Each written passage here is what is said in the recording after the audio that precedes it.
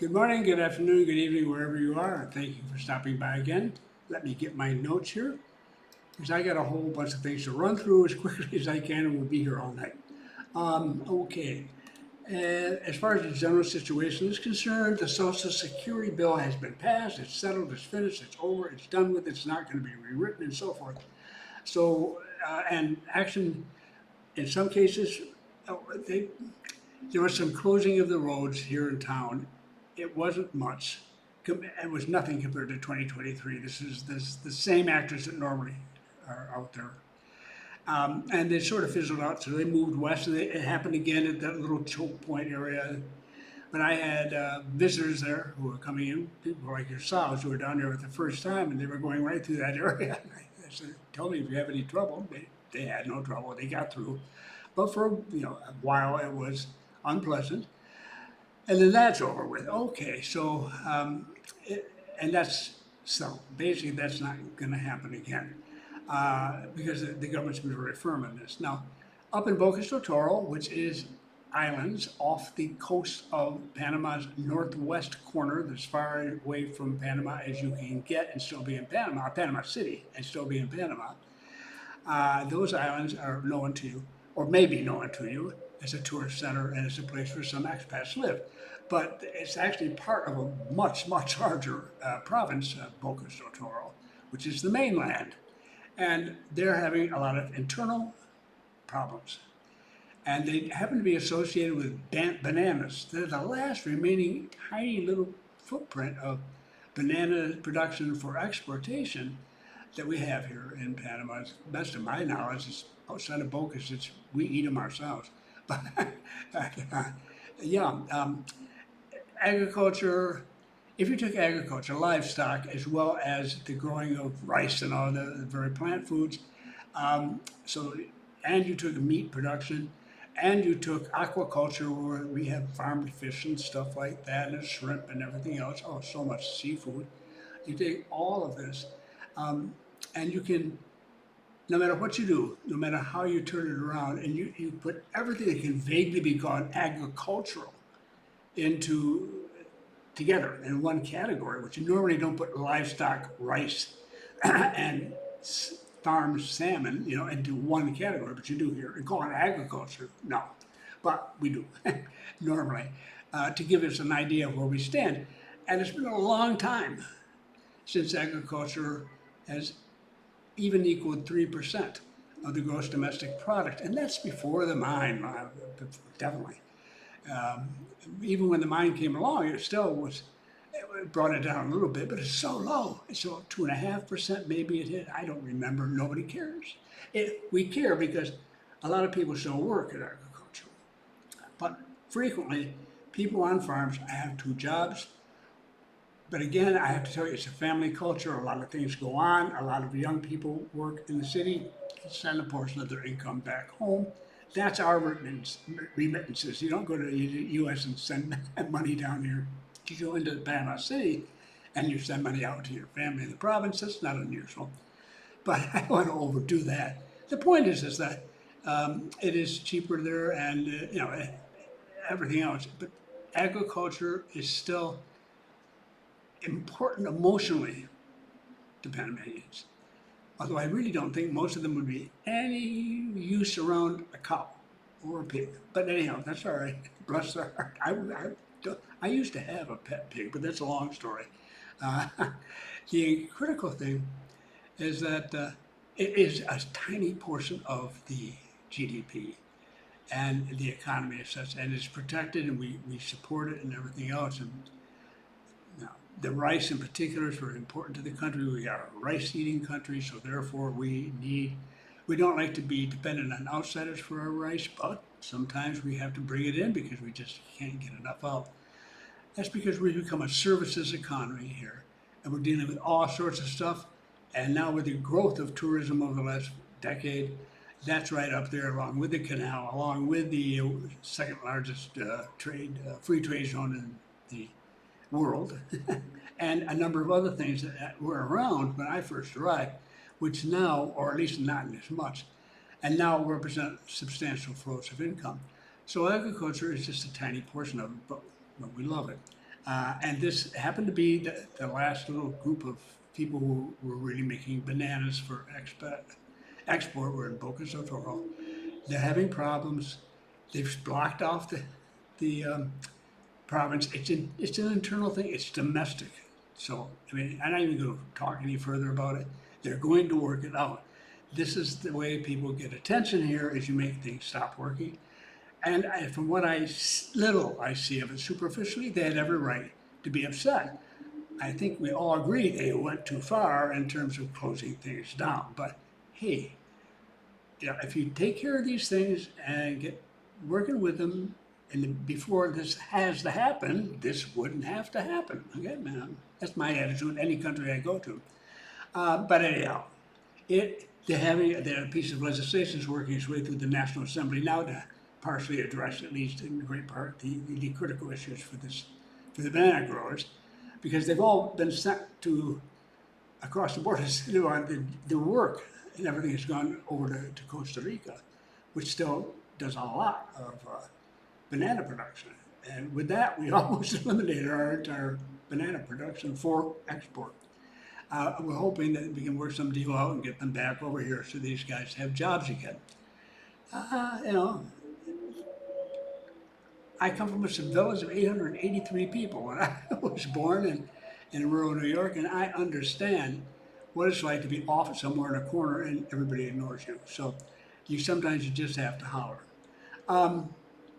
After this, we expect sometime, we were thinking this month, but you know how life gets more complicated and something happens and so on. But hopefully by July, we will have these meetings with the mine and everybody else associated with it. There's a lot to be talked about. The basics have been set to allow for the meetings to occur. Everybody's trying to act nice. I would hope that they do, and they could suddenly start one day, bam, like that, and because they're not going to make I doubt, a big announcement of it well in advance, so we aren't going to be taken through the long struggle to find an acceptable date. Hopefully, they'll just do it and announce it, and we'll be off and see where that goes. Moody's. Moody's is one of the three major rating agencies that look at after our credit rating.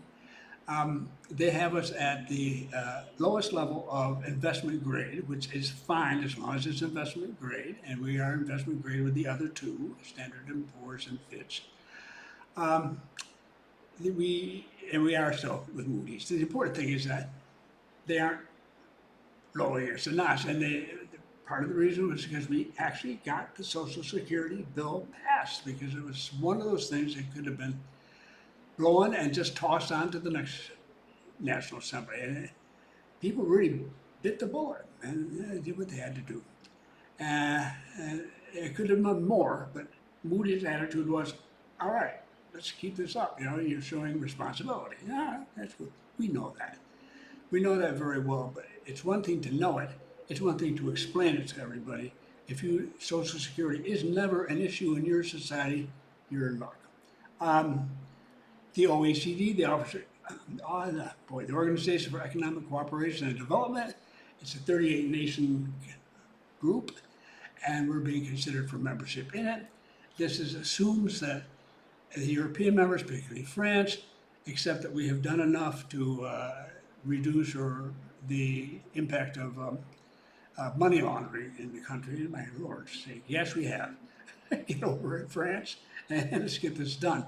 But it's not, to me, it's not earth-shaking, but it's prestige in a sense. But it also makes demands on you too, to maintain certain levels. And they look at a lot of things when they make these judgments, and they're looking into even out to the university system. It's very interesting. We'll see where it goes.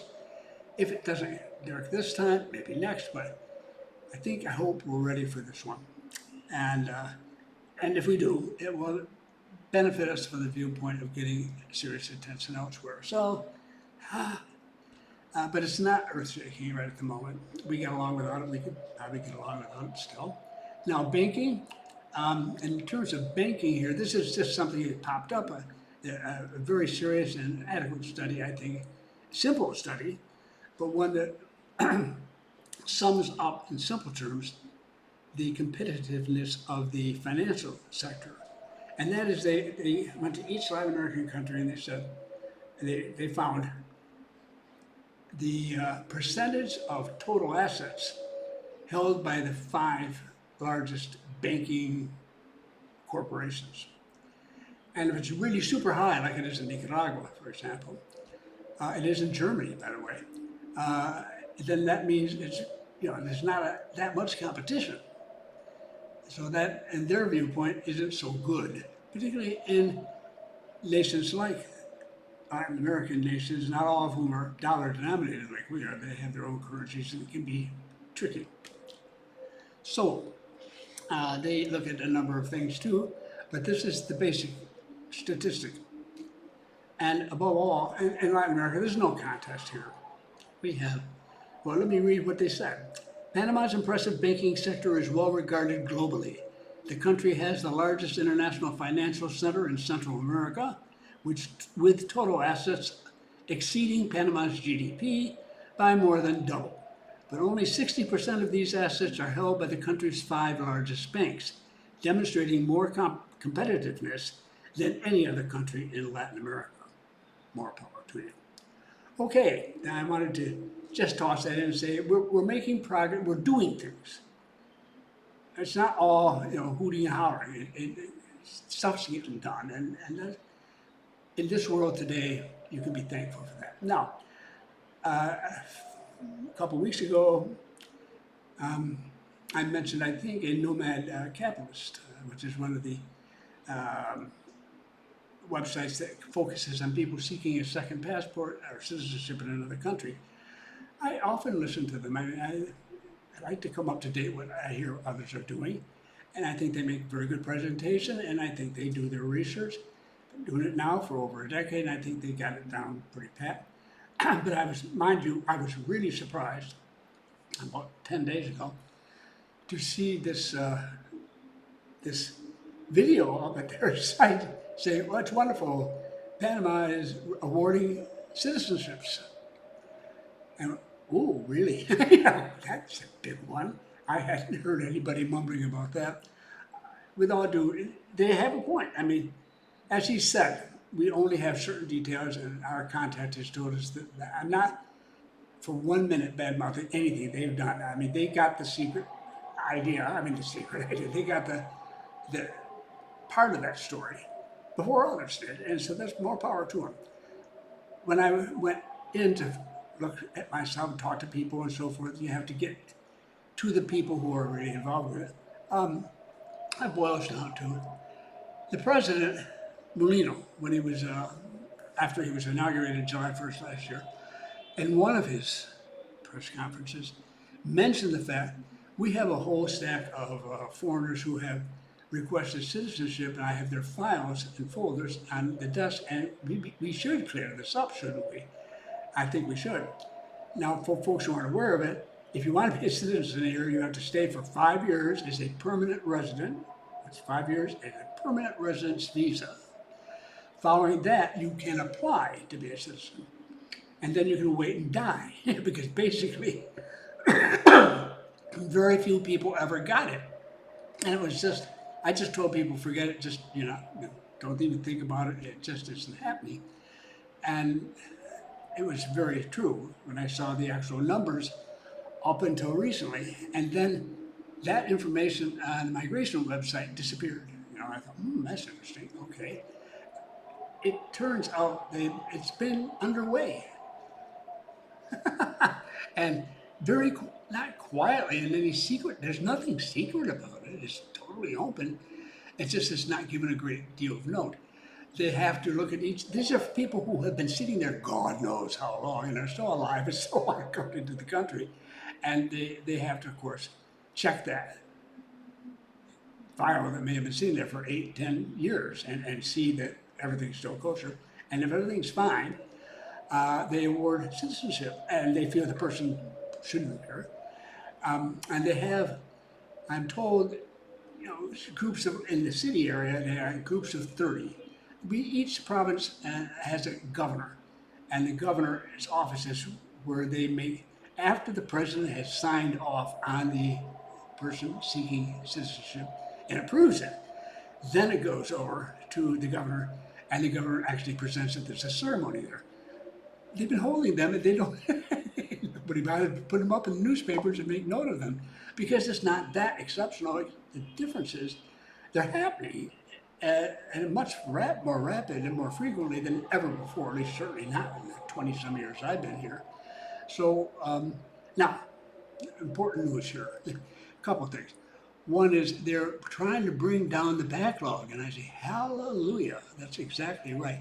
That's no guarantee that suddenly people are going to be, zipping right straight through. Um, but it does mean that people who have 5 years of permanent residency here may consider it worthwhile to try and to open a file with their lawyer. You are paying money on it if you're going to do it, to seek that citizenship. But I'd be careful. You talk to a lawyer that does a lot of work with migration. They've just really got to know who they are talking with when they go over there.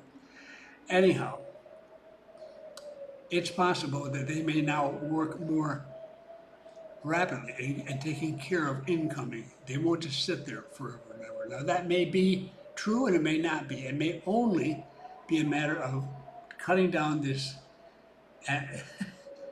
I heard that the number I heard that had piled up, I couldn't believe it when I heard it. I was just like, my God, but some of it ancient, 4,000. My God. But I'm not surprised. Back in the first decade at Besley, everybody thought they were going to get their citizenship, bam, bam, bam. So, yeah, well, again, though, it seems, again, I don't have the final news on this, but it's not that many Americans and Canadians. It's mostly other Latin Americans, I understand. And they'll be from other countries, too, all over the world. But that doesn't necessarily mean North Americans.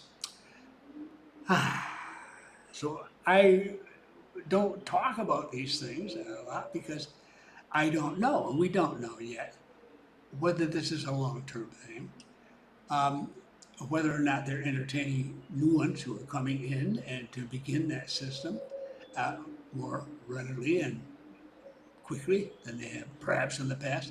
We're going to get a sense of it over these coming months. I would not run out and start the process. I would wait and just check and see as it goes along and be fussy about my lawyer, because lawyers have to know their way around migration. Migration. You have to know who to talk to and get things done and so forth. It's not bribery or anything of this sort. It's just having the information, getting the right information, getting the right documentation put together and presented in the right fashion. And there's not a lot of that that's been going on because so few of them have been granted. Now, a lot of lawyers who don't have any experience in helping somebody get citizenship in this country are going to have to learn if there's an increase. So before we get excited here and do something silly and spend a couple $1,000 or whatever in fees to get the process going, we just wait and see. And I will, now that we're aware of it, we'll follow it a little more closely. This isn't what I do, folks. I mean, I'm not meant to be an investigative journalist or something of this sort. I just ask people I know in government, outside, whatever, what's going on here? This is what I hear. So it takes somebody like our friends over at Nomad Capitalist to let me know, hey, something's going on over here. And then I charge on out and call friends, and they say, yeah, this is what's going on. That's what I know. There's probably a ton more detail. If I get more, I'll let you know. But I wanted to share that because they're not pushing it now in advertising or what have you. Probably because they're not aware of it. Don't be surprised. And life just goes on in the real estate business here and the legal business. I think, as one lawyer put it to me, he said, I think most of us don't actually think there's that much interest in it anymore. Oh, really? Oh, true. Guys, if they catch on to the fact that this might be really popular with some of you, oh boy, are they going to be enthusiastically positive. Watch your step. Don't get excited. Don't go overboard. Hear what you got to say and say, I'll give it some consideration and do that and talk to 2 other lawyers or whatever, if this is a serious thing for you. but you need to hear them describe to you, not me, from their own knowledge, what the situation is. And now that you know that something's underway, the last thing in the world you want is a lawyer who says, oh no, there's nothing happening there. Yeah. It's amazing sometimes how little people do, but I don't see it. I'm afraid we'll start seeing it in the real estate ads. And it's one thing I didn't want to talk about too much because they'll say, oh, and like the mad capitalists have said, finally Panama is awarding citizenship. Well, they are, but to people who've already, years ago, submitted their applications. So that's what I know at the moment. So more power to all parties concerned. Thank you to Nomad Capitalist for its work, and all the people I've had to chat with. I'll keep a note on it, and if there's more to say in the future, I will be here to say it. Thank you for stopping by.